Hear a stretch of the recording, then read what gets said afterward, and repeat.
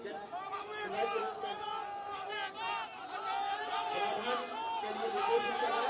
सारे जनता जनार्दन से विनम्र प्रार्थना है कि आप अपने स्थान पर बैठे, आपसे अपने लोक लाडले मुख्यमंत्री महोदय को आप सुनने के लिए सरकार आपके द्वार आई है। निश्चित रूप से ये मुख्यमंत्री जी को एक अनुपम पहल है। राजस्थान आज मुख्यमंत्री जी के नेतृत्व में देश में एक मॉडल स्टेट के रूप में डेवलप हुआ है।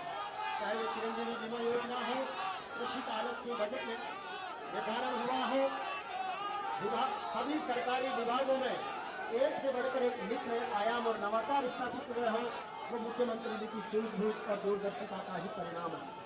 आज गांव से लेकर शहरों तक विकास की नई इबारत लिखी जा रही है। चाहे मेट्रो सिटी के रूप में मेट्रो ट्रेन हो, नए और फ्लाइट हो, नई सड़कें हो, प्रॉपर तरीके से शहर की बसावट हो, उसका विस्तार हो, आवासीय योजनाएं हो, उन सबको लागू करने के लिए माननीय मुख्यमंत्री जी ने भरपूर प्रयास किया है और उनके निर्देश के अनुसार जन कल्याण के कार्य लगातार आगे बढ़ रहे हैं। महंगाई राहत कैंप का माननीय मुख्यमंत्री जी अवलोकन कर रहे हैं, फीडबैक ले रहे हैं, अधिकारियों को निर्देशित भी कर रहे हैं और जनता जनार्दन के कार्यों को प्राथमिकता के साथ में करने के लिए प्रतिबद्धता भी दोहरा रहे हैं। अभिनंदन है, स्वागत है। आवश्यक नहीं माँ पुरुष जन्म ले महलों और दुमहलों में, चांदी की चम्मच मुख में हो या पड़े न कष्ट कसेलों में, वन प्रांतर की कुटियाओं में, झोपड़ियों झुग्गी चालों में, महापुरुष जन्म ले लेते अनपढ़ किसान और ग्वालों में। तो निश्चित रूप से इस सूक्त को सार्थक कर रहे हमारे माननीय मुख्यमंत्री जी, उनका मंत्री परिषद और सरकार में कार्यरत तमाम कुशल प्रशासन, हमारे शिक्षाविद, तकनीकी विशेषज्ञ, वैज्ञानिक दृष्टिकोण रखने वाले सभी महानुभाव और हमारी कानून व्यवस्था संभालने वाली पुलिस प्रशासन का बहुत बहुत आभार। इन सारी व्यवस्थाओं को राजस्थान को नित नई ऊंचाइयों पर आगे देने के लिए शांति कानून व्यवस्था के साथ आगे बढ़ने वाला यह प्रदेश देश में एक मॉडर्न स्टेट के रूप में खड़ा हो रहा है। आपका अभिनंदन है, स्वागत है।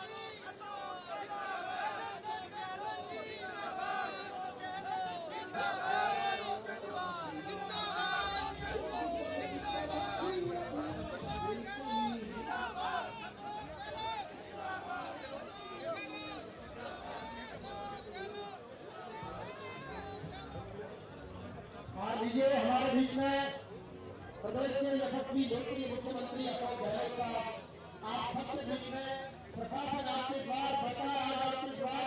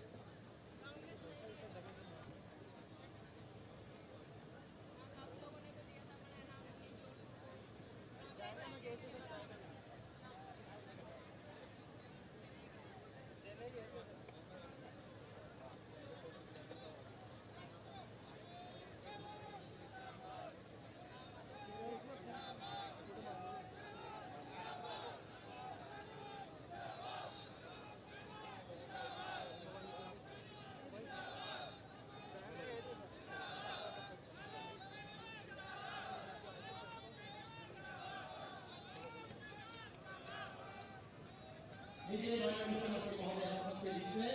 आप सभी जनता जनार्दन का अभिवादन स्वीकार किया और मुख्य मंच पर आ रहे हैं सम्माननीय मुख्यमंत्री महोदय, राजस्थान के यशस्वी मुख्यमंत्री, जननायक, जन सेवक से जननायक का सफर तय करने वाले माननीय मुख्यमंत्री महोदय, आप सबके बीच में जन कल्याण की बड़ी सौगात लेकर हम सबके बीच में मुख्य मंच पर पहुंच चुके हैं। एक बार जोरदार तालियों के साथ में अभिनंदन कीजिए राजस्थान के जननायक का। अभिनंदन, स्वागत और आभार। संपूर्ण हजारों के जन सेवक के साथ में अभिनंदन स्वीकार कर रहे हैं माननीय मुख्यमंत्री महोदय श्रीमान अशोक जी गहलोत साहब मुख्य मंच पर आसन हो चुके हैं। और जिस तरीके से सरकार ने जन कल्याणकारी नीतियों के माध्यम से देश में मॉडल स्टेट के रूप में डेवलप हुआ है, यह आपकी सूझबूझ दूरदर्शिता का परिणाम है। और निश्चित रूप से आपका अभिनंदन कि जले दीपक फूल में के चमन इस तरह सजा दो, हम नगर उतार लेंगे जरा तो मुस्कुरा दो, समय के जान उतारो या सवाल चाहे मेरा जीवन, मेरी जिंदगी यही है, मेरा प्रदेश जगमगा दो, मेरा राजस्थान जगमगा दो। और उसी राजस्थान को प्रकाशमान कर रहे हैं आदरणीय मुख्यमंत्री महोदय मंचस्थ हैं। उनके साथ में हमारे पूर्व गृह रक्षा राज्य मंत्री सम्माननीय भंवर जितेंद्र साहब, हमारे बीच कैबिनेट मंत्री सम्माननीय बीडी कल्ला साहब, सम्मान्य श्री लालचंद जी कटारिया साहब, आदरणीय श्री राजेंद्र सिंह जी यादव साहब, और जिन्होंने के नेतृत्व में शाहपुरा विधानसभा क्षेत्र की जनता की राहत के लिए कैंप का आयोजन ऐसे लोकप्रिय विधायक सम्माननीय श्री आलोक जी बेनीवाल साहब, संपूर्ण सदन का मुख्यमंत्री जी का विशेष रूप से पर जोरदार तालियों से अभिनंदन, आप सबकी करतल ध्वनि से अभिनंदन। एक बार मैं निवेदन करूंगा और आप जोरदार जिंदाबाद का जयकारा करेंगे। श्रीमान अशोक जी गहलोत, श्रीमान अशोक जी गहलोत, श्रीमान अशोक जी गहलोत, बहुत बहुत अभिनंदन, बहुत स्वागत।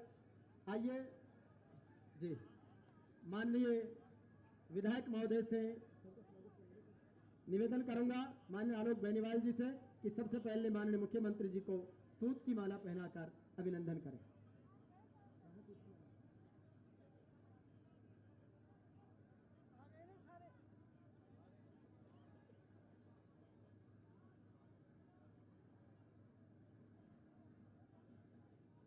माननीय मुख्यमंत्री महोदय का सूत की माला, मैडम साइड में जाओ, मैडम साइड में जाओ। और ये हमारी राजस्थान की संस्कृति के रंग बसा हुआ पचरंगी साफा सत्यवादी वीर तेजाजी के वचनों का अरमान से लेकर हमारी लोक संस्कृति स्वाभिमान और सम्मान का प्रतीक साफा पहनाकर अभिनंदन। मैं भंवर जितेंद्र साहब को सूत की माला पहनाकर अभिनंदन करने के लिए विधायक महोदय आलोक जी बेनीवाल साहब, और ये पचरंगी साफा अद्भुत वंदन, रंग रंगीलो रस भरो मारो प्यारो राजस्थान।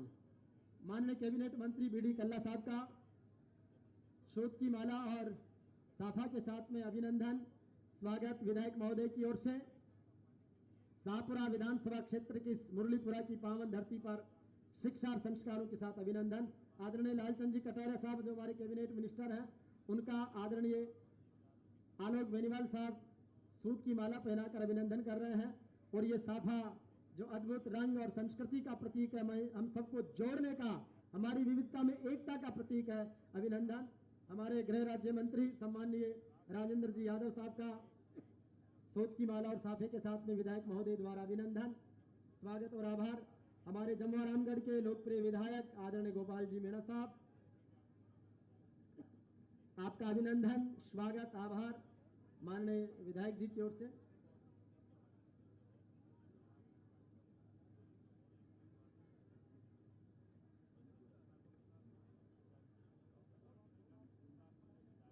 और जिस तरीके का एक ऐतिहासिक फैसला सरकार की हर योजनाओं में नजर आता है, इसी श्रृंखला में शाहपुरा क्षेत्र के सरकारी कर्मचारियों का एक समूह का डेलीगेशन माननीय मुख्यमंत्री जी को ओल्ड पेंशन स्कीम के लिए विशेष रूप से धन्यवाद और अभिनंदन करने के लिए झाबरमल कलवानिया, बाबूलाल पलसानिया, महेंद्र चौधरी यथाशीघ्र आ जाए।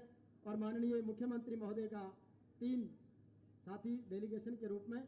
साथ जिस तरीके से ओपीएस आपने लागू की है, तो सारे कर्मचारियों की तरफ से सर ये अभिनंदन, जननायक का अभिनंदन है, स्वागत है। आपकी ऐतिहासिक फैसलों ने जन जन की भावनाओं का सम्मान किया है। बहुत बहुत अभिनंदन, बहुत बहुत स्वागत। ओपीएस के रूप में आभार व्यक्त करने के लिए।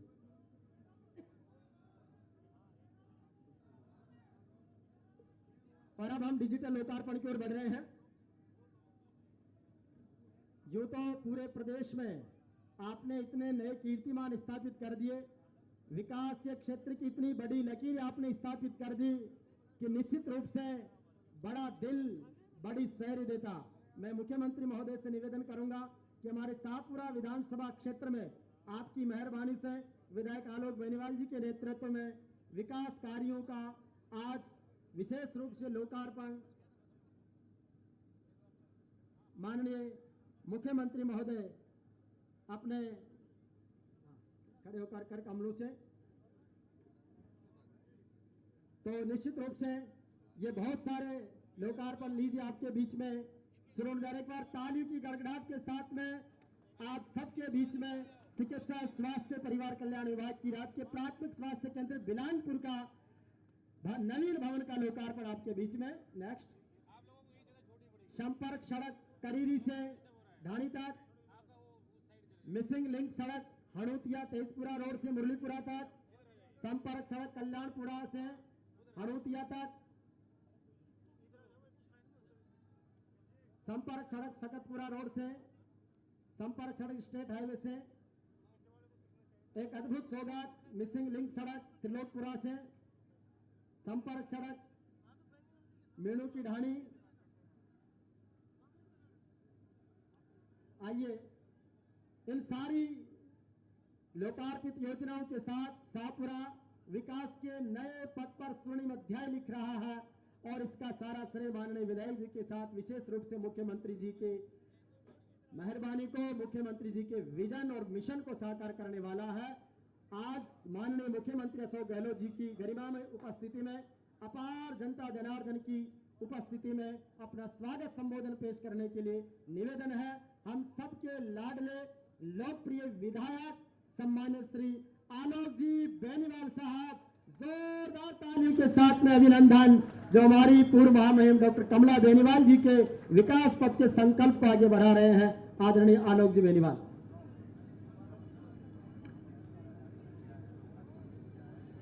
मुरलीपुरा की पावन भूमि को नमन।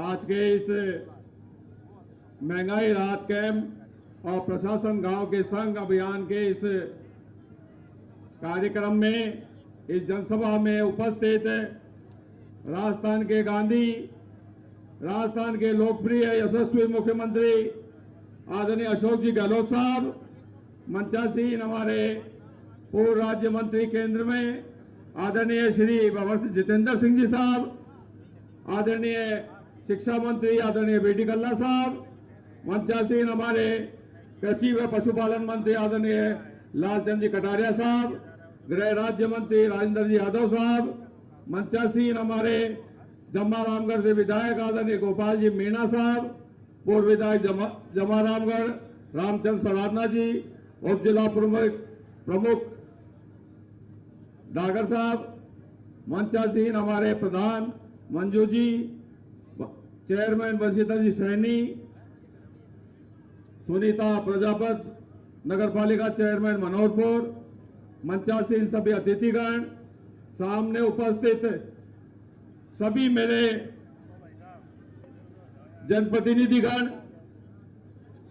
सरपंच साहिबान, वार्ड मेंबर, मेरे पिता तुल्य बुजुर्गण, नौजवान साथियों, मातृशक्ति और मीडिया के साथीगण, मैं आपके और मुख्यमंत्री जी के बीच में ज्यादा नहीं रहना चाहता।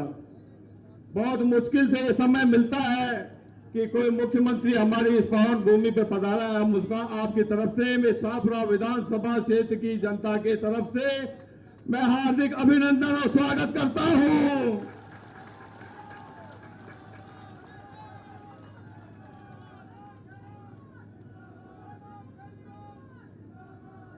आपसे एक उम्मीद करता हूं आज जो ये जन सैलाब यहाँ उभरा है, ये माननीय मुख्यमंत्री जी की योजनाओं का प्रतिफल है। आप मेरी तो मेहनत है, लेकिन आशीर्वाद उनका रहा है। और मैं इस वक्त आपको इतना ही कहना चाहता हूं कि आपने इस विधानसभा क्षेत्र की 15 साल के अंदर जो हालात थे, उस तस्वीर को बदल के रख दिया। इसके लिए मैं माननीय मुख्यमंत्री जी का बहुत बहुत आभार प्रकट करता हूं, धन्यवाद देता हूं।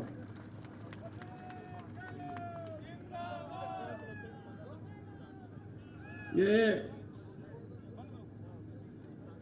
मेरे लिए भी सौभाग्य का बात है और आप लोगों के लिए सौभाग्य का बात है कि प्रदेश का यशस्वी मुख्यमंत्री आदरणीय अशोक जी गहलोत साहब इस विधानसभा में दूसरी बार पधारे हैं। मैं चाहूंगा जोर से नारा लगाना, अशोक गहलोत। आवाज कम आई है भाई, अशोक गहलोत। आवाज दिल्ली तक जानी चाहिए, अशोक गहलोत। धन्यवाद माननीय मुख्यमंत्री महोदय। मैं तो इतना सा ही कहना चाहूंगा,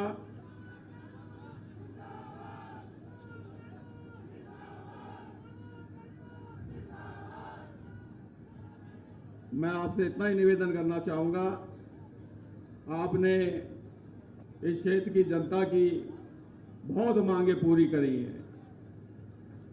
आपके बीच में माननीय मुख्यमंत्री महोदय पधारे हैं। मैं आपसे हाथ जोड़ के विनती करता हूं, थोड़ी देर शांति से विराजे रहे।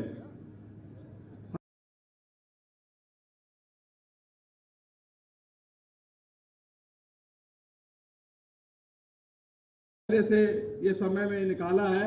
मैं सभी माताओं बहनों से भी रिक्वेस्ट करूंगा कि थोड़ी देर का टाइम आप और दें।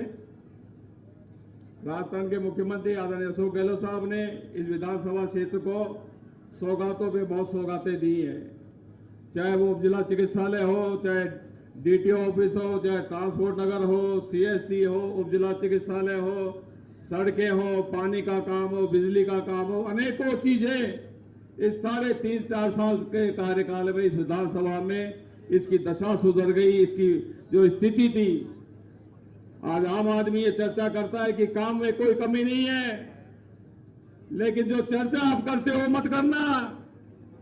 मैं आपको आज भी कह रहा हूं, सरकार आपकी वापस बनेगी, सरकार अशोक गहलोत की वापस बनेगी चौथी बार।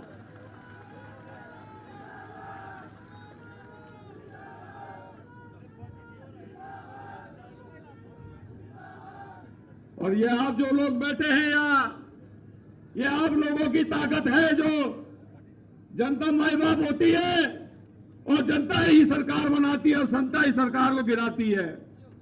माननीय मुख्यमंत्री जी ने इस 4.5 साल के कार्यकाल में मेरे ख्याल से कोई वर्ग ऐसा नहीं बचा होगा जिसके उत्थान के लिए और जिसके विकास के लिए और जिसको आगे बढ़ाने में उन्होंने कोई काम कोर कसर छोड़ी होगी।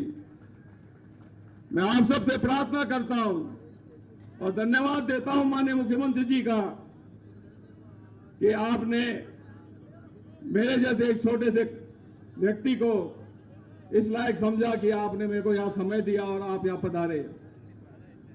साथ में मेरे क्षेत्र की कुछ मांगे मैंने विधानसभा के बजट सत्र में आपके बीच में रखी थी, कुछ रह गई। मैं समझता हूं आपने कहा आप मांगते मांगते थक जाओगे, मैं देता देता नहीं थकूंगा। तो मैं उनसे हाथ जोड़ के विनती करूंगा कि मेरे खेजौली में मैंने महाविद्यालय मांगा था, वो मुझे मिले। साथ ही ये नागर जो मुरलीपुरा गांव है, यहाँ भी इतनी बड़ी सभा हो रही है, तो इसको भी कुछ ना कुछ आप पीएससी के रूप में कुछ दे के जाएंगे तो ठीक रहेगा। बाकी तो देना तो आपके हाथ में है। मेरा विधानसभा क्षेत्र सदा ही हरदम आदरणीय कमला जी के टाइम से ही इस क्षेत्र की सेवा करने का काम हमने किया है और इस सेवा का नतीजा है कि आप इतनी संख्या में यहाँ पधारे हैं। तो मैं इतना बात और क्या होना चाहूंगा कि हमारा क्षेत्र बहुत लंबे समय से एक एडिशनल एसपी का ऑफिस भी हमारे शाहपुरा में खुल जाए तो उससे भी हमारे को कानून व्यवस्था बनाने में मदद मिलेगी। बाकी दाता से क्या मांगे, जो और देंगे वो भी ले लेंगे। इसी शब्दों के साथ में मैं पुनः शाहपुरा विधानसभा क्षेत्र की जनता की तरफ से और आप सब की तरफ से उनका बहुत बहुत हार्दिक अभिनंदन करता हूं, स्वागत करता हूं। धन्यवाद। जय हिंद, जय भारत।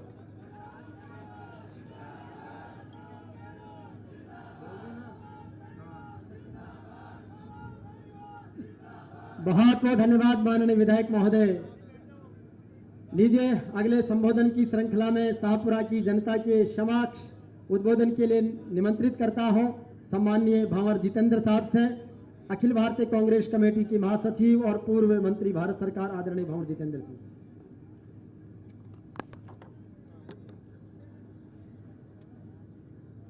राजस्थान के ओजस्वी और लोकप्रिय मुख्यमंत्री आदरणीय श्री अशोक गहलोत जी साहब, मंच पर विराजमान हमारे बहुत ही काबिल और सीनियर मिनिस्टर बीडी कल्ला साहब, लोकसभा में हम साथ साथ मंत्री रहे और विधानसभा के अंदर हम साथ साथ विधायक के साथ साथ हम बैठते भी थे। लालचंद जी कटारिया साहब, सम्माननीय मंत्री राजस्थान सरकार, सम्माननीय राजेंद्र जी यादव साहब, गृह राज्य मंत्री, मंच पर विराजमान है आलोक बेनीवाल जी, गोपाल मीणा जी, विधानसभा में हमारे साथी रहे और जिनके घर आना जाना लगा रहता था क्योंकि विधानसभा के सामने ही रहते थे, सराधा साहब, उर्मिला योगी जी, उप जिला प्रमुख जी, प्रधान साहिबान मंजू शर्मा जी, सैनी जी, चेयरमैन नगर पालिका, विराजमान मंच पर सभी नेतागण, मेरे बुजुर्गों, माता, भाई और बहनों, आपका ज्यादा समय नहीं लेने वाला हूं। मैं आपका पास का ही जिला अलवर का हूं तो थानागाजी और थानागाजी के बाद आपका विराटनगर और शाहपुरा ही आता है। मैं तो सिर्फ आपके सामने ये निवेदन करने आया हूं कि महंगाई राहत कैंप जो माननीय मुख्यमंत्री जी ने प्रदेश के अंदर चालू किया है, इसने गरीबों की, बुजुर्गों की, नौजवानों की, आप सबों की जिंदगी बदली है। एक तरफ वो सरकार है भारत सरकार जिसपे नरेंद्र मोदी प्रधानमंत्री बना हुआ है, जो इसी मंचों से, बड़े बड़े मंचों से 15 लाख रुपए आपके अकाउंट में जमा करवा रहा था, 2 करोड़ नौकरी दिलवा रहा था, डॉलर और रुपया एक कर रहा था, 300 रुपए का गैस सिलेंडर कर रहा था, पेट्रोल और डीजल के दाम कम कर रहा था। आज उनकी नाकामियों की वजह से राजस्थान सरकार ने आपके चेहरे पर मुस्कान आए। जो मेरे बुजुर्ग हैं, माता बहनें हैं, जिनके कोई आगे पीछे नहीं है, उनको एक बहुत बड़ी सौगात मिल रही है, पेंशन मिल रही है। चिरंजीवी योजना से उनको एक तरह से उनको लगता है कि कोई बीमारी हो जाए तो मैं किसी भी अस्पताल में जाकर और इलाज करवा सकता हूं या इलाज करवा सकता हूं। हमारे अभी ओपीएस से साथी यहां पधारे थे। ये जो सरकारी कर्मचारी हैं, ये सरकार के अंदर नौकरी करते हैं, आपकी सेवा करते हैं, लेकिन जब ये रिटायर हो जाते हैं तो इनके लिए कोई सुरक्षा पैदा नहीं होती है। मोदी सरकार ने पूरे हिंदुस्तान के अंदर ओपीएस खत्म करी और जब राजस्थान सरकार के अंदर ओपीएस शुरू हुई तो रोज वित्त मंत्री लिख के चिट्ठी करके आप बंद करिए, लेकिन माननीय मुख्यमंत्री जी को हम सब धन्यवाद देना चाहेंगे कि ओपीएस आपने राजस्थान में लागू करी और राजस्थान में लागू होने के बाद हिमाचल में लागू हुई है, छत्तीसगढ़ के अंदर लागू हुई है और झारखंड के अंदर लागू हुई है। यह फर्क है कांग्रेस की सरकार में और भारतीय जनता पार्टी की सरकार में। हमारे सभी साथी, आप सब बहादुर लोग हो, आप सब लोग आर्मी में, सीआरपीएफ में, बीएसएफ के अंदर, इन सबों के अंदर आप भर्ती जाते हैं और देश की रक्षा और सुरक्षा करते हैं। और आज जिस सरकार के बारे में 56 इंच की साथी सरकार बोली जाती थी, वो सरकार हमारे नौजवानों की हत्या करवा रही है। कुछ दिन पहले नक्सल ने हमारे कितने सारे नौजवान साथियों को, सपूतों को, इस देश के सपूतों को मरवा दिया। कुछ दिन पहले हमारे मलिक साहब, सत्यपाल जी मलिक साहब ने खुलासा किया। मैं तो उस विभाग का मंत्री रहा हूं, गृह विभाग में भी रहा हूं और रक्षा विभाग में भी रहा हूं। और जो उस स्थान पर जहां वो बम विस्फोट हुआ था पुलवामा में, उस पूरे एरिया के अंदर मैं खुद व्यक्तिगत जा चुका हूं। जब इस तरह का मूवमेंट होता है तो कभी भी रोड से नहीं होता है, हवाई जहाज से होता है, और कभी रोड से भी चलना पड़ा तो बुलेट प्रूफ बसों के अंदर वहां से हमारे नौजवान सैनिक निकलते हैं। लेकिन उनको बिठा दिया एक रोडवेज की बस के अंदर और उनको उसके ऊपर भेज दिया। उस पूरे रूट के ऊपर एक चिड़िया नहीं आ सकती है, एक जानवर नहीं आ सकता है, लेकिन 40-40 किलो आरडीएक्स उसके अंदर आ गया। जब उसका खुलासा हुआ, जब प्रधानमंत्री मोदी कहते हैं कि आप अपना मुंह बंद रखिए, क्योंकि चुनाव चल रहा था, चुनाव के अंदर उनको फायदा लेना था, इस देश को तोड़ने के लिए, इस जाति के नाम पर, धर्म के नाम पर, राष्ट्रवाद के नाम पर उनको लाभ लेना था। तो भाई और बहनों, मैं ज्यादा लंबी बात ना कहते हुए आप सबों से ये निवेदन करूंगा कि हमारे माननीय विधायक जी बेनीवाल साहब एक बहुत ही काबिल व्यक्ति हैं। उनने इस पूरे क्षेत्र के अंदर बहुत विकास करवाया है। वो रात और दिन आपके लिए मेहनत करते हैं। मैं भी 98 में मैं भी विधायक बना था और मुझे वो भी दिन याद है जब एक हाई स्कूल और एक सीनियर सेकेंडरी स्कूल के लिए हम 10 बार जाते थे, मिलते थे, फिर एक आधा स्कूल एक आधा साल में हो जाती थी। लेकिन आपने जिस तरह के रोड बनवाए हैं, जिस तरह के कॉलेज खुलवाए हैं, जिस तरह की पीएचसी बनवाई है, जिस तरह का आपने ऑफिसेस खुलवाए हैं, ये आपके जो संस्कार हैं, जो कमला जी ने आपको संस्कार दिए हैं। और कमला जी के बारे में 2 शब्द और मैं कहना चाहूंगा इस मंच से, क्योंकि मैं लगभग 26 साल की उम्र में पहली बार विधायक बना। कमला जी हमारी प्रभारी मंत्री होती थी और राजनीति में जो ABCD सिखाने वाला है जो है वो कमला जी थी। उनने मुझे किस तरह से पंचायती राज चलता है, किस तरह से सरकार चलती है, वो क्योंकि कई डिपार्टमेंट के मंत्री रही थी, घंटों तक मुझे एक तरह से जैसे स्कूल में एक बच्चा पढ़ता है, वो एक मां स्वरूप मेरे लिए मुझे एक प्रेम करती थी। और उनका जो एक कार्यकाल रहा है उसके बारे में तो किसी और दिन आपके साथ बैठकर बात करेंगे।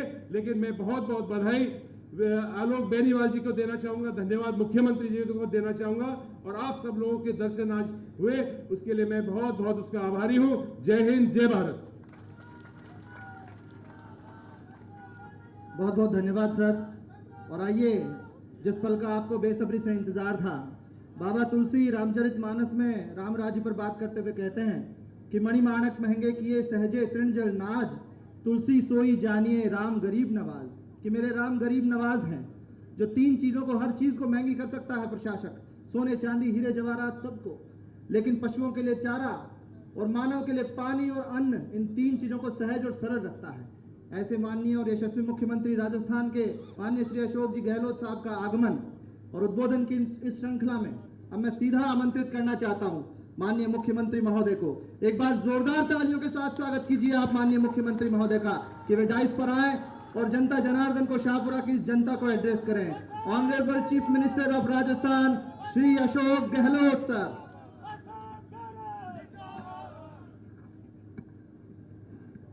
हमारे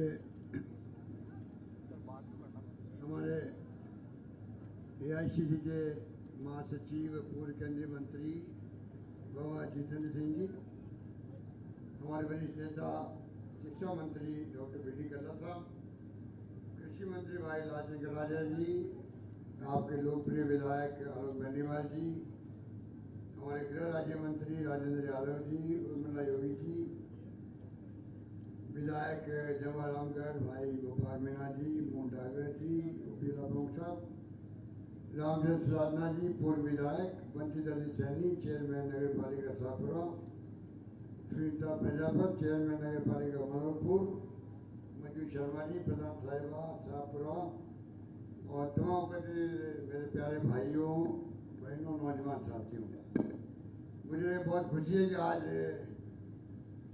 गांव में आने का मुझे सौभाग्य मिला। और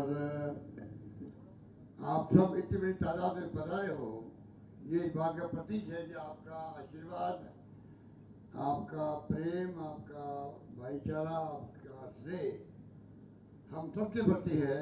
इसलिए आप लोग गर्मी में भी पधारे हो, मैं आपका हृदय से आभार व्यक्त करना चाहता हूँ। ये कैंप जो लग रहे हैं, ये क्यों लग रहे हैं? विशेष अभियान चला के लगाए गए हैं, क्योंकि एक तरफ तो प्रशासन गांव के संग, प्रशासन शहरों के संग अभियान चल रहे हैं, उस पर कई विभागों के काम हो रहे हैं, और साथ साथ में अभी हमने देखा कि राहुल गांधी आए थे तो भारत जोड़ो यात्रा में 4 मुद्दे थे। महंगाई का था, नौजवानों की बेरोजगारी का था,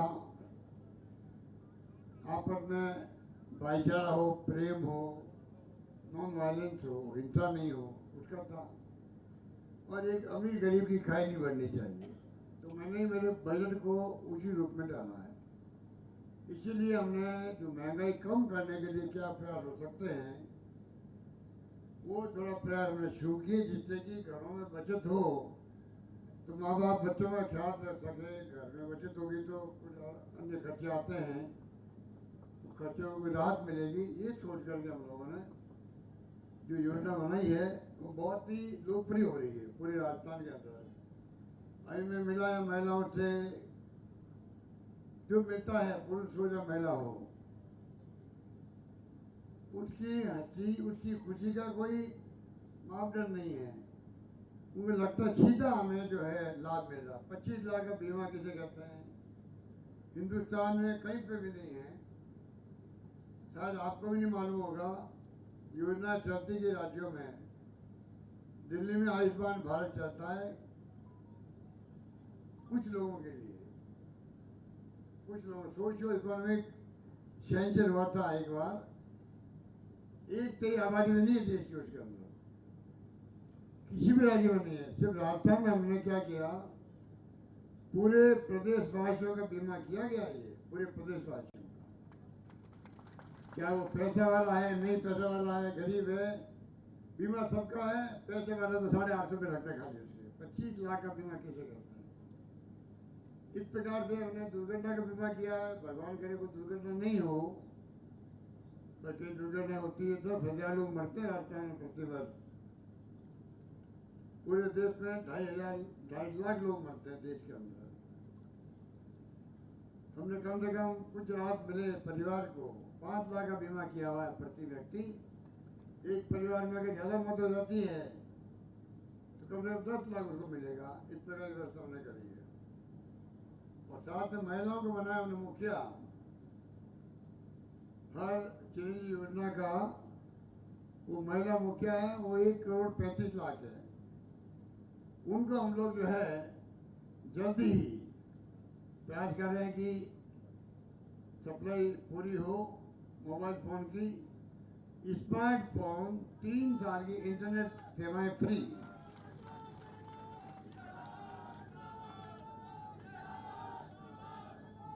तीन साल की इंटरनेट सेवाएं फ्री रहेगी 3 साल तक, और मोबाइल फ़ोन हर परिवार को दे जाएंगे। रक्षाबंधन में आ रहा है तो मैंने कहा मुख्यमंत्री के रूप में एक भाई जो है तमाम राजस्थान की बहनों को कम से कम रक्षाबंधन उपलक्ष्य की मोबाइल फोन भेंट करेगा। इस प्रकार से जो है मैं समझता हूँ बहुत शानदार योजना है, जिसकी तारीफ देश में नहीं दुनिया में हो रही है। और पूरे स्वास्थ्य के लिए हमने, आपको याद होगा अभी स्ट्राइक भी हुई थी डॉक्टरों की, उनको हमने मनाया है, ठीक किया है। स्वास्थ्य का अधिकार कानून बना दिया है। आप सोचिएगा, कानून बनना बहुत बड़ी बात होती है। जैसे पहले डॉक्टर मनमोहन सिंह जी ने, सोनिया गांधी ने बनाया था कानून, शिक्षा का अधिकार, 2 रुपये किलो गेहूँ, 3 रुपये किलो चावल का अधिकार, नरेगा का अधिकार और सूचना का अधिकार। कानून पार्लियामेंट के बने वो। उसी रूप में मैंने राजस्थान के अंदर स्वास्थ्य का अधिकार का बिल पास कर दिया। वे आपके स्वास्थ्य की जिम्मेवारी सरकार की है। अनावश्यक पैसे खर्च होते हैं, लाखों रुपए खर्च होते हैं इलाज में, बहुत महंगा इलाज है। केवल घर बिक जाते हैं, घर भी रखना पड़ता है, गहने बिक जाते हैं, माँ बाप की सेवा करते करते, इलाज करवाते करवाते। ये हमारे संस्कार भी है। ये काम अलग बन गया। इस प्रकार से हमने एक एक चीज का ध्यान रखा है। जो उज्ज्वला योजना तो बनाई प्रधानमंत्री जी ने, परंतु सिलेंडर महंगा कर दिया, 400 रुपये का कर दिया, 1150 कर दिया। 1150 में खरीदना बहुत मुश्किल काम है महिलाओं के लिए एक सिलेंडर। तो हमने कहा 12 सिलेंडर सरकार 500 रुपये प्रति सिलेंडर देगी और देने लग गई है राजस्थान के अंदर 1 अप्रैल से। जल्दी डीबीटी हो जाएगा उनका। इस प्रकार से जो किट दे रहे हैं हम लोग, महंगाई को देखते हुए 1 किलो चीनी, 1 किलो दालें, 1 लीटर तेल होगा उसके अंदर, बैग के अंदर मिर्च मसाले होंगे, गेहूँ फ्री है ही है। वो किट बटेंगे, हर घर के अंदर बटेंगे। जो नेशनल फूड सिक्योरिटी एक्ट के अंतर्गत आते हैं उनको भी ये अलग व्यवस्था कर रहे हैं। नरेगा में 25 दिन बढ़ा दिया हम लोगों ने, स्टेट गवर्नमेंट खर्चा देगी उसका।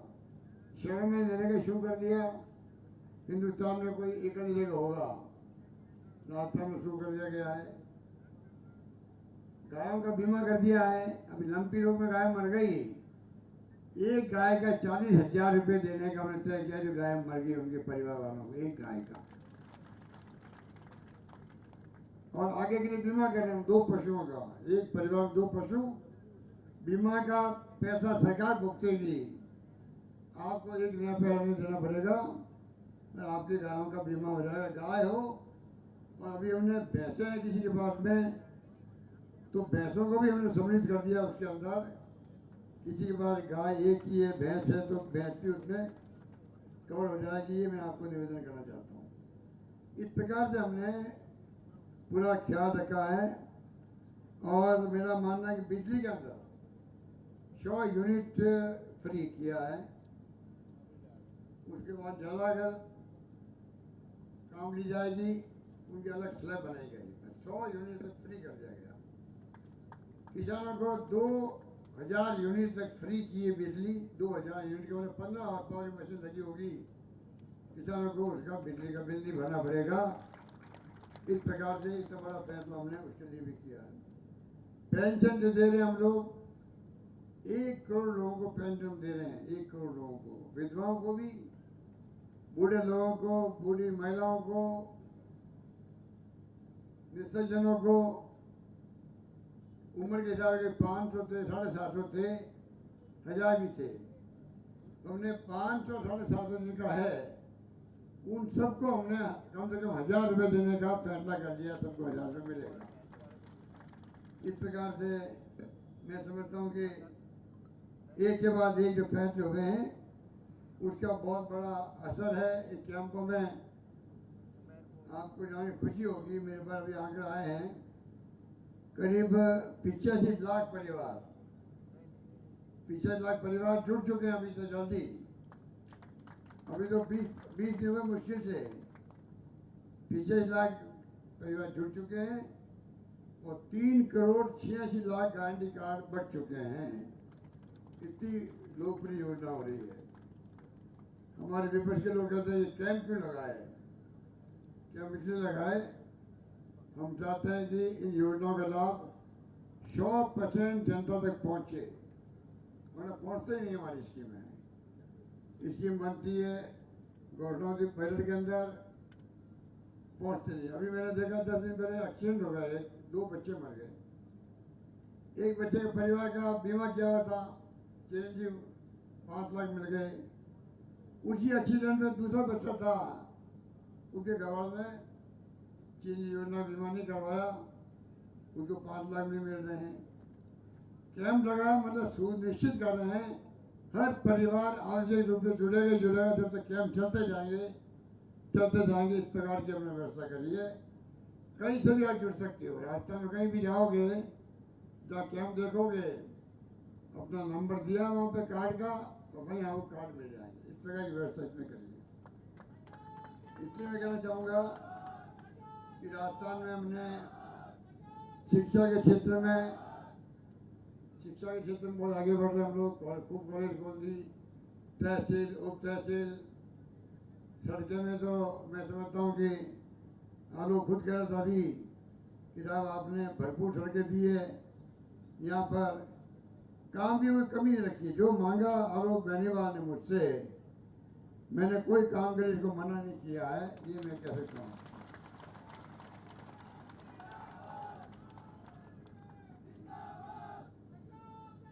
मेरा फर्ज बनता है, क्योंकि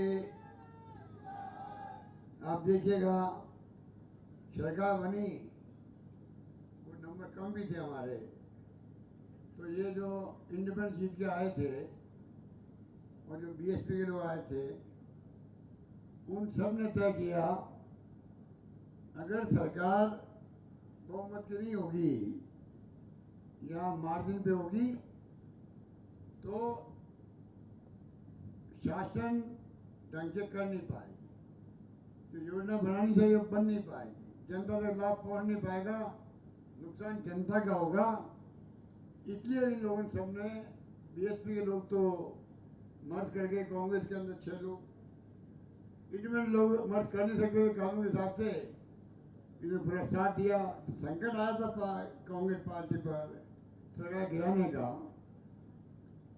तब भी हम देखा ये लोग मजबूती के साथ खड़े रहे, तब जाकर सरकार बची थी। अगर ये चले जाते छोड़ करके लालच के अंदर, तो सरकार नहीं बचती।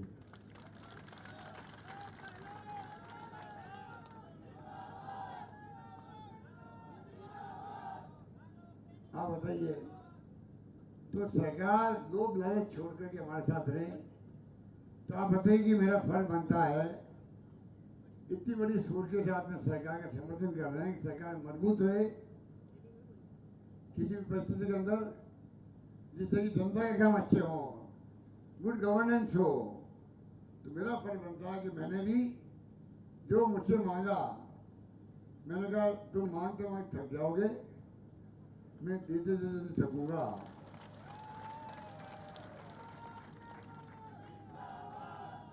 वो धर्म मैंने निभाया, ये मैं कहना चाहता हूँ आपको। बाकी काम तो आपके देखिए कमला बेनीवाल जी ने जल्दी लगा दिया आपके यहाँ। आज उनका मान सम्मान सोनिया गांधी जी सबसे ज़्यादा किसी करती है तो कमला जी करती है, चाहे वो गुजराती गवर्नर रही हो, गुजराती गवर्नर थी, चाहे वो मंत्री बनी हो, यहाँ पर हर काम जो जिम्मेदारी दी गई उनको बखूबी निभाया, इतिहास में नाम दर्ज करवाया। और मैं समझता हूँ गुजरात में भी मोदी जी थे मुख्यमंत्री। आप सोच सकते हो कि जब वो प्रधानमंत्री बन गए तो सबसे पहला टारगेट कौन था देश के अंदर? कमला बेनीवाल थी। उनको ट्रेवल भेज दिया नॉर्थ ईस्ट के राज्य के अंदर। बताइए आप, इतने वो इस्तीफा दे के आ जाए, ये आपने उन सबने देखा है। तो मजबूत, वो भी इंदिरा गांधी की तरह राजस्थान के आयरन लेडी की तरह थी वो, और है अब भी जो कमला जी है, हम जाते हैं मिलने के लिए कभी कभी, तो बड़े स्नेह से प्यार से आशीर्वाद देती है हम लोगों को। वो कमला जी ने आपकी सेवा करी। अब आलोक लगा हुआ पूरी तरह से, इन्होंने शाहपुरा के सीएचसी को उप जिला अस्पताल बनवा दिया, दानोता जो है पीएचसी को सीएचसी बना दिया। यहाँ तो मेरा एक जो पीएसओ है रामनिवास चेजारा, इसी सिफारिश की थी गाँव की, मेरा गांव है, तो मैंने इसको पीएचसी से सीएचसी कन्वर्ट कर दिया, इसके कहने से कर दिया। और राणाबाद में कॉलेज खोल दिया, जो मांग की थी आलोक ने। देवन से निवाड़ा 40 करोड़, शाहपुरा स्टेट हाईवे 36 तक 60 करोड़ की सड़कें, 150 करोड़ अधिक की सड़कें शाहपुरा में दी गई। मनोजपुरा गाँव को नगर पालिका में कम्युनिट किया गया। राणाबाद में 2 करोड़ 80 लाख रुपए का एसटी हॉस्टल बन गया है, और 27 अंग्रेजी स्कूल हैं। 27 अंग्रेजी स्कूल खोलना बहुत बड़ी बात है। मैं कहना चाहूँगा आपको, मैं सब जगह बात करता हूँ जिससे कि लोग जल्दी समझ सके। जब मैं पढ़ता था स्कूल में, कॉलेज में, मैं अंग्रेजी के खिलाफ था। अंग्रेजी क्या काम है? उस पर दक्षिणी राज्य में हिंदी के खिलाफ में आंदोलन चलते थे तमिलनाडु में, आंध्र प्रदेश में, कर्नाटक में, हमारे हिंदी प्रदेशों के अंदर राजस्थान, मध्य प्रदेश, यूपी, बिहार के अंदर अंग्रेज के खिलाफ में आंदोलन चलते थे। हम भी इसमें भाग लेते थे। आज मालूम पड़ा कि राजीव गांधी का सपना था कंप्यूटर का, आईटी का, और जिस प्रकार से मोबाइल फोन, ये स्मार्टफोन, कोई सपना नहीं देखा उस जमाने की बातें भी होगी कभी। इंटरनेट की सेवाएं दुनिया मुट्ठी में है, पूरी दुनिया की जानकारी आप मोबाइल फोन से ले सकते हो। कंप्यूटर तो कमाल के है, पूरी सरकार चलती है आजकल, सारी फाइलें निकलती है अधिकांश तो आईटी बेस्ड निकलने लग गई है। रेल का टिकट हो, हवाई जहाज टिकट हो, बस का टिकट हो, घर बैठा आप निकाल सकते हो। बिल्कुल क्रांति हो गई। अंग्रेजी की आवश्यकता पड़ती है, अंतर्राष्ट्रीय भाषा है। अभी शिक्षा मंत्री गोविंद वोतासर ये थे तब ये हमने शुरू किया था अंग्रेजी स्कूलों का। 2000 स्कूलें खुल चुकी है और 2000 खोल देंगे। पर कहने का मतलब मैं जो कहना चाहता हूँ आपको कि अगर गांव वाले इसको स्वीकार नहीं करते तो ये हमारी स्कीम फेल हो जाती। मुझे खुशी है गांव वालों ने इसको स्वीकार किया।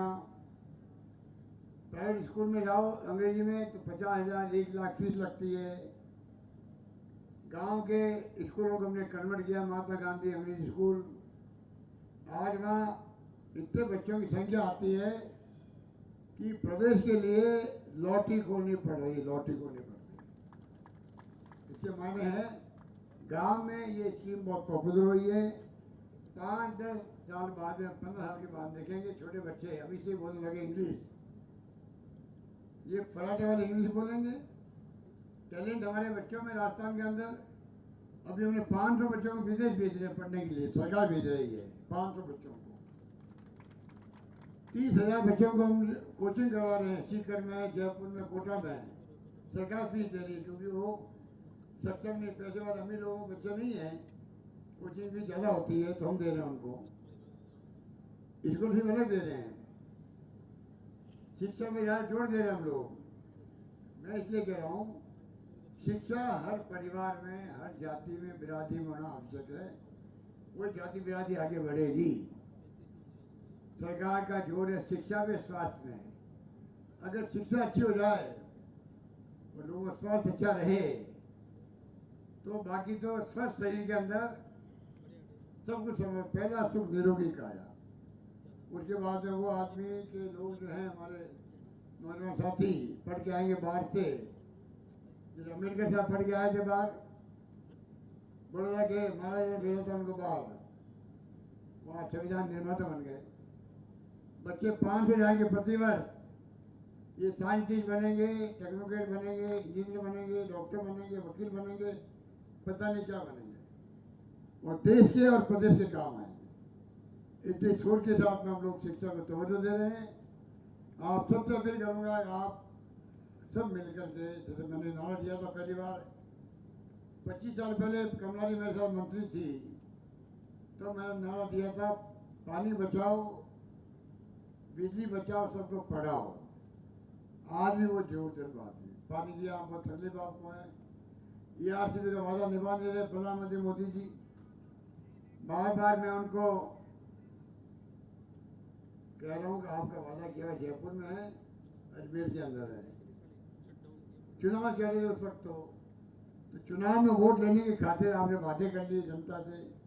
नाम लिया 13 जिलों में, जयपुर भी था उसके अंदर, जयपुर जिला में। अब आप राष्ट्रीय परियोजना घोषित क्यों नहीं कर रहे हो? कोई जवाब नहीं है। अगर जनता 13 जिले की समझ आएगी तो आखिर में उनको झुकना पड़ेगा, मेरा मानना है। जैसे वो पचपन के अंदर रिफाइनरी में झुके, 5 साल बंद कर दी रिफाइनरी को, हमारी सरकार बदलते ही हमने संघर्ष किया विपक्ष में रह करके, तो आखिर में खुद आए वो कार्य प्रारंभ किया उसका, रिफाइनरी का। पर नुकसान क्या हुआ 5 साल में? 40,000 करोड़ का प्रोजेक्ट था, वो 72,000 करोड़ का हो गया, 72,000 करोड़ का हो गया, मतलब 32,000 करोड़ ज़्यादा खर्च होंगे। ERCB को अगर टाइम पे पूरा नहीं कर सके तो बताइए आप, ये भी करीब 38-39,000 करोड़ का प्रोजेक्ट है ये। हमारी एक सीमा है, हमने 13,000 करोड़ दिए फिर यहाँ पर। हम चाहते हैं कि वो नहीं बनाएंगे, हम बनाएंगे, आगे बढ़ेंगे। वो आगे आगे आते हैं भारत सरकार, टाइम बाउंड हो 2 लाख हेक्टेयर जमीन को सिंचाई और बाकी पानी पीने का मिलेगा लोगों को। ये हमारी लड़ाई जारी है। इसलिए मैं कहना चाहूँगा कि हमने जो है जल जीवन मिशन ज़्यादा है। आखिर में अपनी बात करके खत्म करता हूँ मैं। जल जीवन मिशन, बिजली पैदा हो रही है, कोयले कुछ संकट आ रहा कोयले का छत्तीसगढ़ में, मतलब परेशान भी है।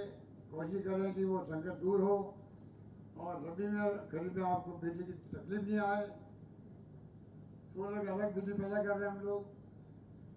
पर जो जल जीवन मिशन है वो 45% भागीदारी भारत सरकार की है, 45% भागीदारी स्टेट गवर्नमेंट की होती है। ये स्कीम में जल जीवन मिशन घर घर नल पहुंचाने का पानी का 10% हिस्सा गाँव इकट्ठा करो। तो हमने कहा गाँव वाले वैसे दुखी है, महंगाई का टाइम है, ऊपर बेरोजगारी है, नौकरी हम दे रहे, रास्ता में इतनी नौकरियाँ हिंदुस्तान में कहीं नहीं मिल रही होगी। लगभग 1.5 लाख नौकरियाँ लग गई है। 50,000 1-1.5 महीने के अंदर टीचर लग जाएंगे, 50,000 एक साथ लगेंगे। एग्जाम हो गए हैं, सब कुछ हो गया, खाली उनके डॉक्यूमेंट देखे जा रहे हैं। 1 लाख की मैंने और घोषणा कर रखी है। तो नौकरी में कमी नहीं है, तो महंगाई है, इसलिए हमने तय किया है 10% का जो हिस्सा है गाँव वालों का, वो 10% हिस्सा गाँव वालों नहीं लेकर के स्टेट गवर्नमेंट अपने फंड से देगी। ये मैं आपको निवेदन करना चाहता हूँ। और 10% के काम से कोई भी स्कीम डिले नहीं होगी, टाइम पे स्कीम पूरी हो, पानी मिले, घर घर नल पहुँचे, ये सुविधा मिले लोगों को। इसलिए लंबी बात नहीं कहता हुआ मैं आपको पुनः विश्वास दिलाऊंगा, हमारी सरकार जो काम कर रही है। मैंने कहा 5 बजट पेश किया हमने, एक भी टैक्स नहीं लगाया। इतना ध्यान रखा अपनी जनता का, एक से बढ़ के एक अपने योजना लेके आए हैं। पूरे देश में चर्चा है हमारी योजनाओं की। पूरे मुल्क में ओपीएस भी क्यों नहीं हो जो कर्मचारियों ने दिया है।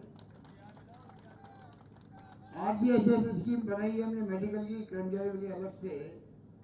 आरजीएसएस स्कीम चिरंजी योजना से भी मजबूत स्कीम है, कम स्कीम नहीं। वो भी पहले बिल पेश करने पड़ते, लंबा प्रक्रिया थी। तो कहना मतलब सरकार ने शासन अच्छा दिया है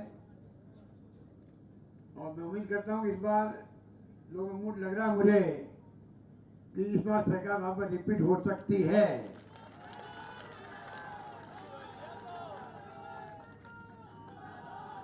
माई बाप तो देखो, लोकतंत्र में माई बाप तो जनता होती है।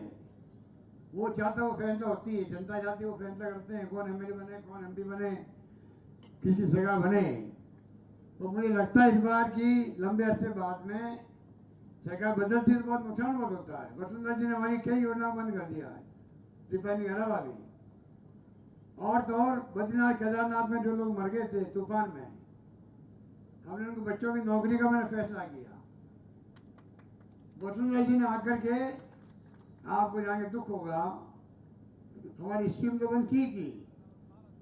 15-16 बच्चे जो नौकरी लग गए थे उनको वापस निकाल दिया। तो बताइए ये नेगेटिव सोच नहीं है उनकी। ऐसी कई योजना उन्होंने बंद किया हमारी। तो सरकार बदलने का नुकसान बहुत होता है।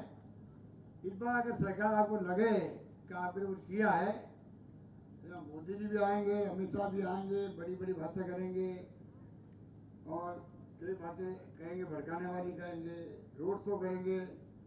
धनबल तो मेरे ख्याल से दुनिया में सबसे अधिक धन किसी के पास में, दुनिया के अंदर, पूरी दुनिया में इतना इकट्ठा कर लिया किसने? भारतीय जनता पार्टी ने। 5 तारा होटलों की तरह उनके ऑफिस बन रहे हैं, 5 तारा होटलों की तरह। दिल्ली का उनका मुख्यालय बना, भी वो 5 तारा होटल की तरह बना है। इनका चाल सही तो चेहरा उसको पूरी तरह एक्सपोज हो गए हैं, किसी को भ्रम नहीं होना चाहिए। आज देश में तनाव का माहौल है, हिंसा का माहौल है, उद्देश्य हित में नहीं है। कांग्रेस पार्टी छत्तीसगढ़ गांव की पार्टी है, गरीबों की पार्टी है, दलितों की है, पिछड़ों की है, आम लोगों की पार्टी है। महिला भारत से मिला, अगर SC को मिला, पहले गांव में सरपंच नहीं बना देते उन लोगों को। ये राजीव गांधी की देन है। कानून पास किया, आज प्रमुख बनती है, प्रधानमंत्री है, नगर पालिका चेयरमैन बनती है, पार्षद बनती है।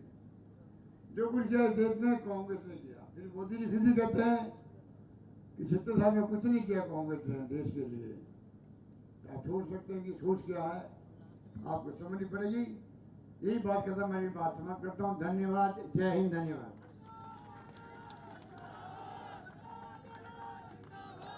ये केजौली में मां विजय की मांग कर रहे हैं। हेलो,